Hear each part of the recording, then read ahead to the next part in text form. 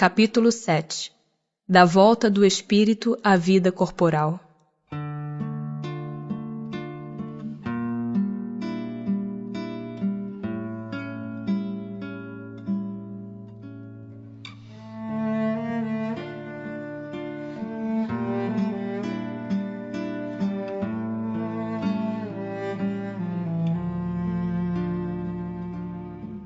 Prelúdio da volta.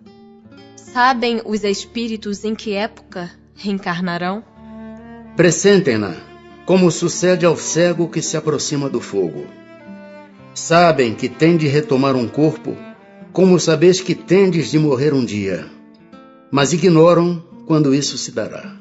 Então, a reencarnação é uma necessidade da vida espírita, como a morte o é da vida corporal? Certamente, assim é. Todos os espíritos se preocupam com a sua reencarnação?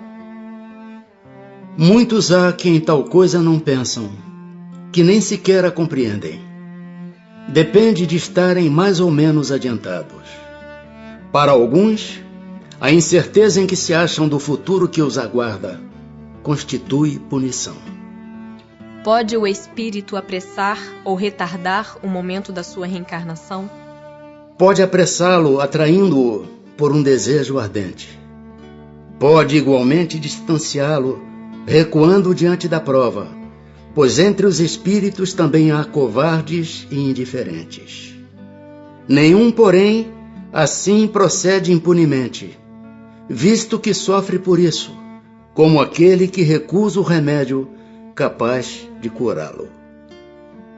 Se se considerasse bastante feliz, numa condição mediana entre os espíritos errantes, e por consequência não ambicionasse elevar-se, poderia um espírito prolongar indefinidamente esse estado? Indefinidamente não. Cedo ou tarde o espírito sente a necessidade de progredir. Todos têm que se elevar. Esse é o destino de todos. Há predestinação na união da alma com tal ou tal corpo? Ou só à última hora é feita a escolha do corpo que ela tomará? O espírito é sempre de antemão designado. Tendo escolhido a prova que queira submeter-se, pede para encarnar. Ora, Deus que tudo sabe e vê, já antecipadamente sabia e vira que tal espírito se uniria a tal corpo. Cabe ao espírito a escolha do corpo em que encarne, ou somente a do gênero de vida que lhe sirva de prova?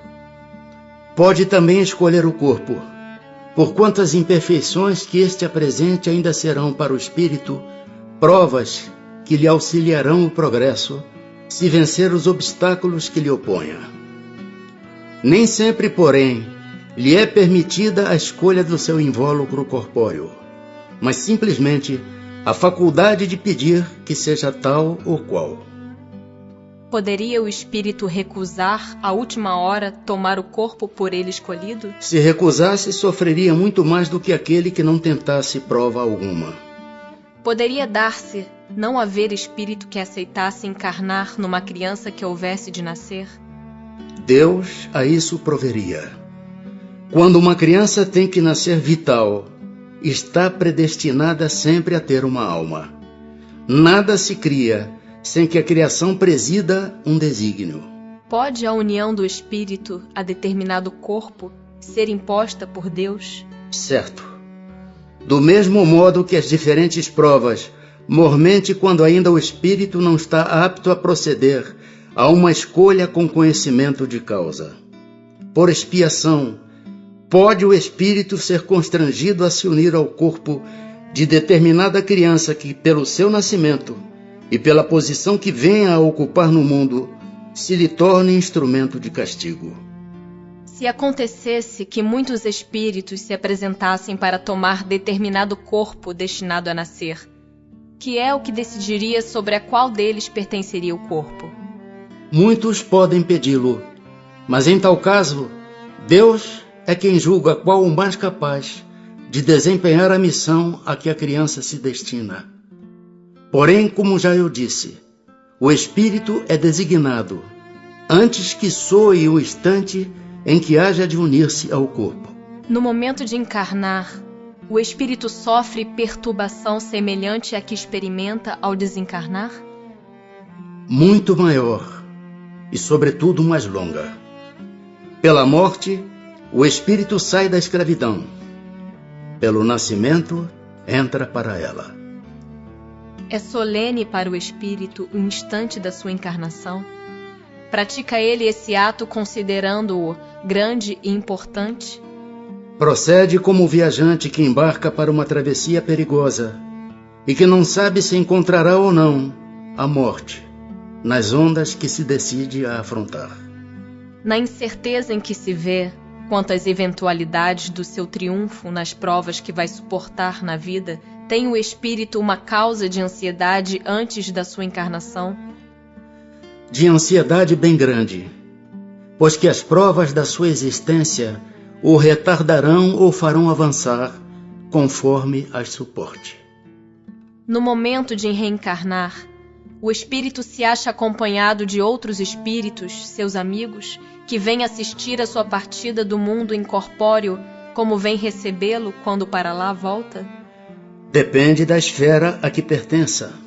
Se já está nas esferas em que reina a afeição, os espíritos que lhe querem o acompanham até o último momento, animam e mesmo lhe seguem muitas vezes os passos pela vida em fora.